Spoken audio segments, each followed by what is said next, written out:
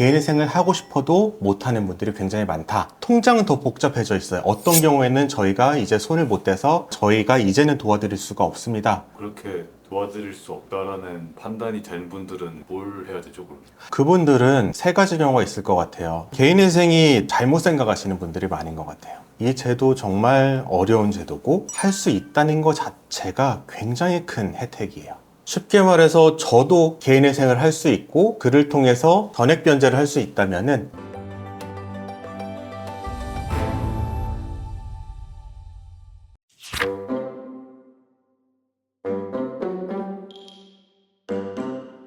개인회생을 상담 오시는 분 중에 전액 변제로 해야 되는 분들도 종종 있나요?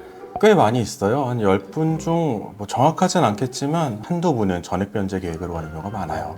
어떤 케이스가 그럼? 보통은 월 소득이 좀 많으신 편이시고 부양가족도 적어서 가용소득이 꽤 되는데 채무는 좀 1억 원 미만인 경우, 이런 경우들은 전액 변제로 들어가는 경우가 많죠. 최근에도 그런 분이 한 분 있었는데 변호사님은 탕감료를 얼마로 보시는지 물어보셔서 전액 변제가 될 가능성이 높다고 하시니까 그러면 자기는 왜 해야 될지 모르겠다는 거예요. 그 답은 숫자로 너무 명확하거든요. 개인회생을 하면은 전액 변제지만 원금 전액 변제고 신청 시점부터 이자가 붙지 않아요. 그러니까 굉장히 많은 금전적인 혜택이 있음에도 불구하고 왠지 모르게 안 하겠다라는 생각을 하시는 것 같아요. 개인회생이라는 게 나는 선택을 할 수 있으니까 아무것도 아니다 라고 좀 생각하는 분들이 있는 것 같아요. 그런데 개인회생을 하고 싶어도 못하는 분들이 굉장히 많다라는 점을 몇 가지 경우를 들어서 말씀을 드리려고 해요. 첫 번째는 월소득이 아예 없으신 분들이 있어요. 아니면은 월소득이 있어도 100만 원 이하로 적으신 분들, 이런 분들은 개인회생을 하고 싶어도 못해요. 왜냐하면 가용소득이 없기 때문이에요. 이런 생각을 하실 수도 있어요. 그러면은 파산을 하면 되는 거 아니냐? 할 수 있는 분도 있겠지만 파산은 회생과 달리 비면책 사유라는 게 있어요. 비면책 사유에 해당하면은 파산을 해도 면책을 못 받게 되는데 그 사유가 굉장히 광범위하기 때문에 어떤 사람들은 예를 들어서 도박 채무가 있다든지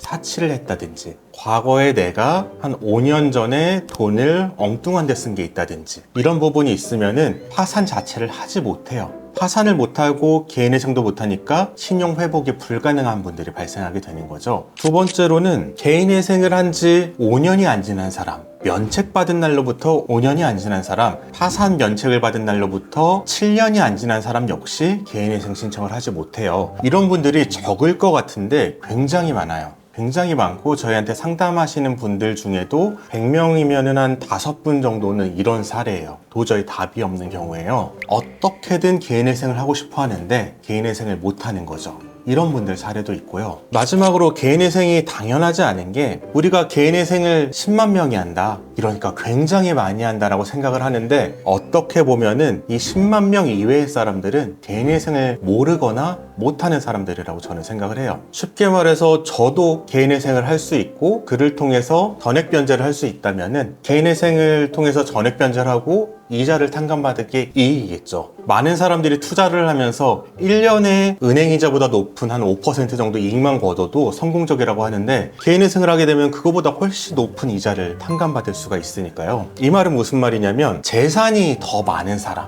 채무보다 재산이 더 많은 사람은 이 제도를 이용하는 자격이 안 돼요. 재산이 많은 사람 입장에서 보면 불공평한 거예요. 당연하죠. 어떤 사람은 똑같은 세금 내는데 어쩌면 내가 세금을 더 많이 내는데 저 사람은 빚을 탕감받고 나는 탕감을 못 받는다. 굉장히 억울하잖아요.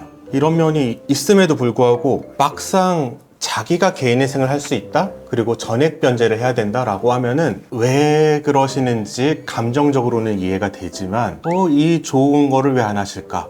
이런 의문이 저는 솔직히 들어요. 지금 내가 전액 변제를 하기 때문에 이 빚은 내가 갚아보겠다라는 분들을 많이 보는데 이분들은 그 다음에 다시 상담을 하십니다. 상담을 하면은 상황을 보면은 전에 있던 빚보다 더 늘어났어요.